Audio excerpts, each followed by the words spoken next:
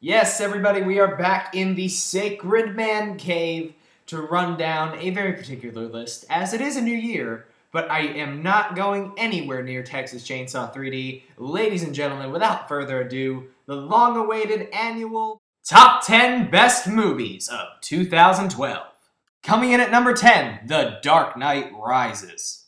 Yes, Christopher Nolan's giant, massive conclusion to his Batman trilogy has cracked the list. Now, this movie was the sequel to my favorite movie of all time, The Dark Knight, so naturally, there was a little disappointment with this film. It's not the best of the trilogy. In fact, I'd probably say it's the weakest.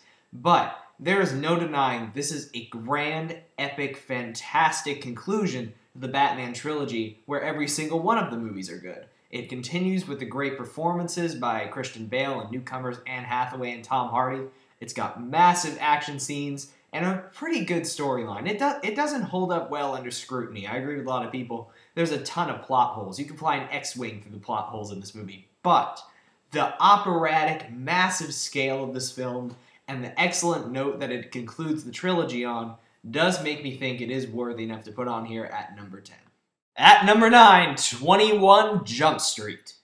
Yes, you always gotta save a top spot on the list for the funniest movie of the year, and without any doubt in my mind, 21 Jump Street is by far the best written and most quotable comedy this side of this year. Directors Phil Lord and Chris Miller come off of their brilliant animated Cloudy with a Chance of Meatballs and switch gears entirely into a raunchy, hard-R comedy and do it with masterful ease. This movie is sharp, it's well-written, the performances by Jonah Hill and Channing Tatum are just hilarious. This is the first movie where we really see Channing Tatum start to come out of his shell and start acting in a way that we haven't seen him before. And I know it's not a masterful acting performance or anything, but just the comedic timing on this guy is really, really excellent.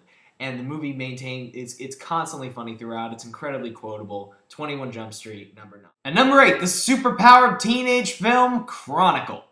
Another very pleasant surprise. I don't think a lot of people expected much out of this movie besides essentially the jackass of superhero movies. You got found footage and teenagers being idiots and running around with superpowers. But surprisingly, Chronicle not only turned out to be a really fun movie, but an excellent character piece with some incredibly inventive uses for the handheld found footage style. Director Josh Trank explodes out of the gate here. He really just shows off some incredible skill, taking a concept that could have been low and really elevating it. And there's some breakout performances here by his actors, particularly Dane DeHaan as Andrew, the young boy who turns evil. And, I mean, this is just a movie that you really don't expect to go in the directions it does. It starts out a really light comedy and then just takes this left, dark turn in the middle, and it feels completely organic, and the movie explodes with some of the best action you'll see all year. Chronicle, it's an incredibly underrated film. If you haven't seen it, check it out. It's at number 8. At number 7, Quentin Tarantino's spaghetti western, Django Unchained. When it comes to violent, bloody, balls-to-the-wall entertainment, you didn't get much better this year than Quentin Tarantino's spaghetti western, Django Unchained. This movie is just a massive ball of fun from start to finish. It has incredible dialogue. It's one of his best scripts he's written, I think. Probably his third best film behind Inglourious Basterds and Pulp Fiction. It just has great performances by all the actors, particularly a deliciously evil turn by Leonardo DiCaprio that absolutely deserves to get nominated for Best Supporting Actor. It's got great action, great characters, all the staples of Tarantino done particularly well. Like I said, this is definitely one of my favorite films by him and one of my favorite films of the year. At number 6, the James Bond epic Skyfall.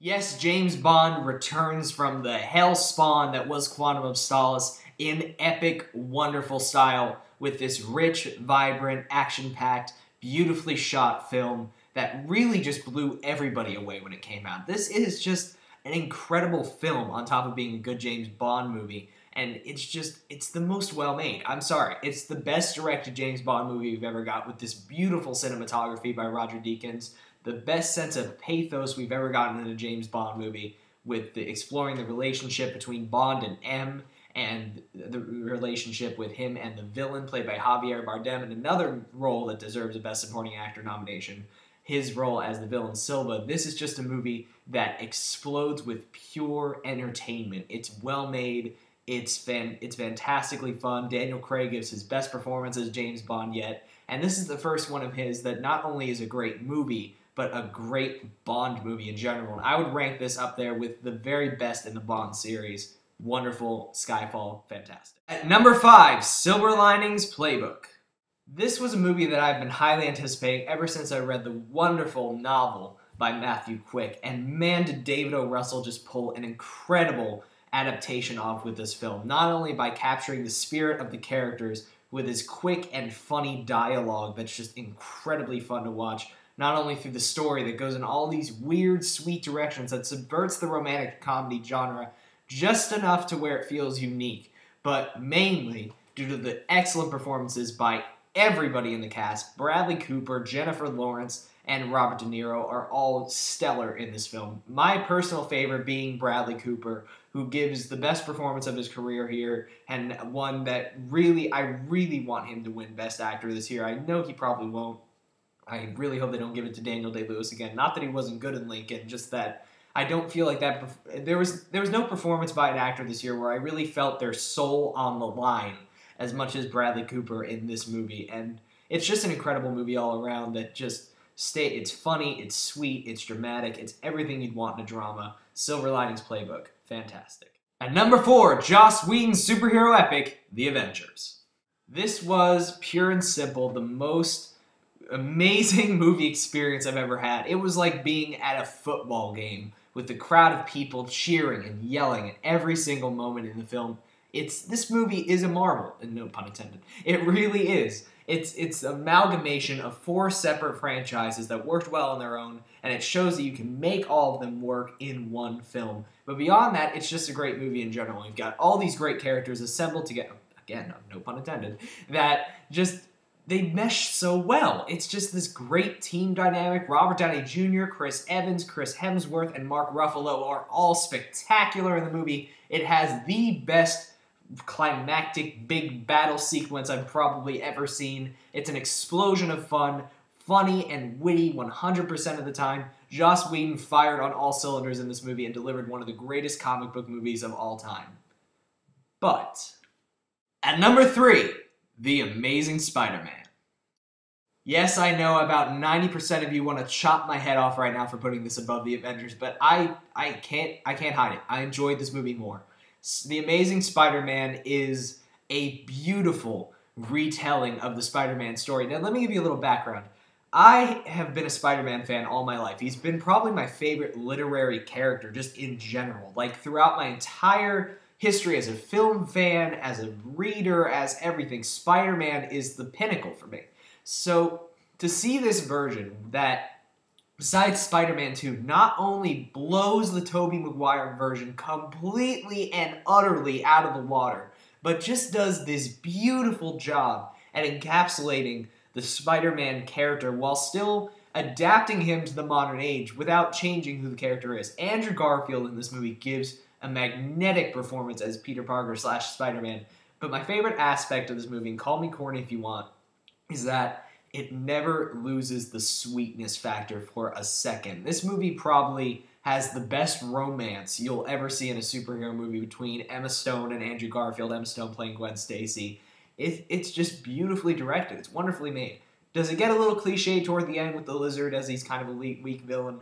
Sure. But it's just such a beautiful interpretation of this character that honestly, it made me a little emotional at the end. It really did. I was kind of tearing up a little bit just because I know that I've seen the definitive version of Spider-Man. And I know a few people will get on my ass for this, but I just love this movie to death. I could watch it over and over again and be just as encaptured with it as I was before. And just the fact that I look at this version of Spider-Man and finally see the version of Spider-Man that I wanted to see this whole time, it makes me happy. So, Amazing Spider-Man, number 3. At number 2, The Perks of Being a Wallflower. This movie was chilling. It really was. And I wasn't expecting it. I went in thinking, oh, this is going to be another cute little cutesy hipster movie like Juno, or It's Kind of a Funny Story, which are both good movies, but just kind of have that little cutesy comedy tone. And what I got is a funny film, but by far the most powerful, moving, and just well-acted interpretation of high school that I've ever seen. This movie busts out of the gate, and it's amazing. It really is. It's a film that makes you feel 2 or 3 emotions at once with these characters that you really, honestly, to your soul, care about. And you feel every single thing in this movie, whether it's a laugh or a sad moment or anything. The emotions in this movie are just so potent that they just practically explode out of the screen. And that's incredible to watch, especially for someone who isn't typically moved by films. This movie just, it's on another level in the emotional department. It's a beautiful, beautiful movie that was an incredible surprise for me to go in with such low expectations and see this film that's just so powerful that it really deserved a wider audience than it got. It's a great movie. Check it out when it comes out on DVD. But my favorite movie of 2012 is The Grey. As soon as I saw this movie at the end of January, I knew it was going to rank high on my top 10 films of the year, but little did I know that I had actually seen, in my opinion, the best movie of the year. In terms of narrative and story, this movie beats every movie this year, blows them out of the water completely. Director Joe Carnahan has written and directed a masterful storyline here that I personally see as a bunch of guys descending into purgatory. But even if you don't see it that way, it's just a beautiful narrative with just it's the strongest characters you'll see in the movie all year. This group of guys just establish this great camaraderie. It's this great story of watching what these men will do to survive against this pack of wolves that's constantly chasing them. Liam Neeson gives one of the strongest performances of his career here as Otway, and it's really just a beautiful movie to watch that balances great action with great characters, with great story, and it just meshes everything together better than any movie I saw this year. And this was one of the few movies this year, and this one the most so, that was just an experience to watch. And it's an incredible movie. And those are my top 10 movies of 2012. I hope you enjoyed them. If you did, please subscribe to my channel. And until next time, I'm Michael Fairbanks.